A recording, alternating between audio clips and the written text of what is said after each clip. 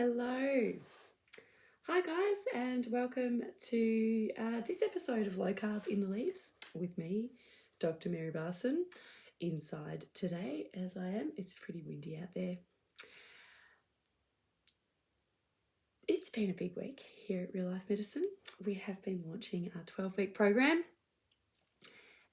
which starts on Saturday, so that's incredibly exciting. We've got our wonderful group of people in our Facebook group already introducing each other in our 12-week mind and body rebalance program, getting to know each other, sharing their stories. It's very, very exciting, and we're about to start on Saturday. And enrollments are still open for this. You can head to our website, rlmedicine.com, and look at our 12-week mind and body rebalance program and enroll if you want to. And if you use the code 100OFF, that's 100OFF, you get $100 off as our gift to you. I'm seeing lots of people really stressed out in the clinic at the moment, and people are really suffering with the combined stressors of the COVID-19 pandemic and the effects of the lockdown and you know how we are managing it.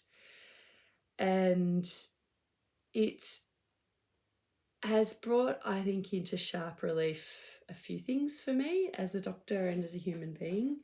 One is that we humans are surprisingly resilient, and that resilience can be strengthened and harnessed. And also that now more than ever, lifestyle measures are actually really, really helpful and important.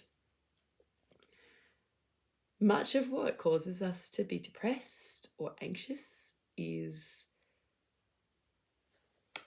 inflammation.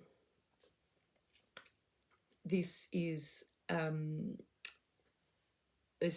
verified by scientific research. Indeed, the scientists near me at Deakin University in Geelong, who do a lot of research on mental health and how it is an inflammatory component, and things like stopping smoking are incredibly good for managing mental illness because of all of the excess inflammatory markers, inflammatory mediators that people get when they smoke.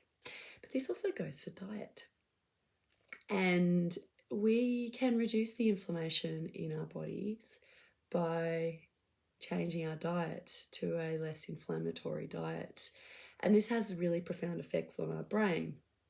Our brain is really quite different to the rest of our body from an immune point of view. Inflammation is an immune system response. It's our first line of response to when we get injured or sick. So an injury or some kind of virus or bacteria invades our body. The immune system goes into action. In our blood, we've got these macrophages, these neutrophils, these lymphocytes, all of these parts of the first line of our immune system that go in there. They detect the injury or the infection. They release all these mediators. The rest of the immune system rushes in to fight off the invader or heal the body. Inflammation is absolutely essential for this. If we didn't have it, we would die. But the body can get inappropriately inflamed long term. You can get this chronic inflammation. And what can happen with chronic inflammation for various reasons, smoking, poor diet, continual stress, continuous infections, even lots of things can cause chronic inflammation, many of them related to our lifestyle. After a while, the chronic inflammation can start to break down our blood-brain barrier. So our brain is quite different to the rest of our body from an immune system point of view. It's protected by this very highly selective blood-brain barrier. So what is in our blood does not automatically go straight into our brain and our central nervous system. It has to pass through a really selective barrier first. And that is really important for the optimal health of our neurological systems. But over time, chronic inflammation can make that blood-brain barrier a bit more leaky. And then that can result in brain inflammation, which can cause all kinds of things like brain fog and fatigue and mental illness, depression, all sorts of problems. And this happens a lot, but it isn't all bad news, because there is a lot that we can do to reduce our inflammation in our system with food. As you guys, if you've been listening to us on our podcast or on these lives for any length of time, you'd know that Lucy and I love talking about food and the importance of food. And the importance that inflammation plays really ties into to the food choices that we eat. When people are overweight or particularly obese, and we've got all this central adiposity, a weight gain around the middle, you've probably heard people say, oh, that's very metabolically active fat, that's inflammatory fat. Well, what is actually going on here with these actual fat cells around our tummies when we're really overweight is that the fat cells have to work harder and harder and harder to contain more and more fat, and they don't actually like this. And in this process, these fat cells just having to get bigger and bigger and bigger, they release these reactive oxygen species, or ROSs, into our system. And those ROSs cause this inflammatory cascade, especially when it's happening to such a degree that our body isn't able to compensate and mop them back up again. And foods that we eat also really contribute to this process. And in particular, they are industrial seed oils, cottonseed oil, canola oil, sunflower seed oil, all of the cheap oils that are used in takeaways and in pretty much every single packaged food in the modern world. If it comes in a box or a bag, it probably has an industrial seed oil in it, which is quite unfortunate but true. And we've discussed seed oils a lot in the past. Refined sugar is really quite inflammatory, as are refined carbohydrates, such as your white flour as in, flour that you bake with.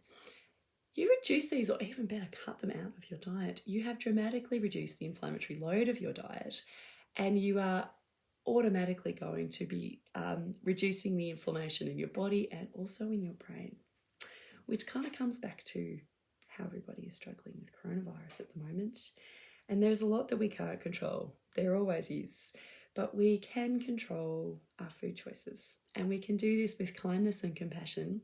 We can do this by educating ourselves and by understanding our minds, listening to our minds, understanding the stories in our head, the stories that tell us that we have to eat the ice cream, as I talked about yesterday, my inner Homer Simpson telling me to eat the ice cream, or the stories in our head that tell us that we need to eat the cheap, crappy supermarket donut, which is full of seed oils, sugar, and refined flour. It's like the epitome of inflammatory foods, as well as a very unhealthy dose of artificial preservatives and colours as well. So guys, you can start healing your body today with the food choices. Inflammation's not all about food, but it is partly about food, and food is a great place to start. All right, take great care of yourselves. Bye.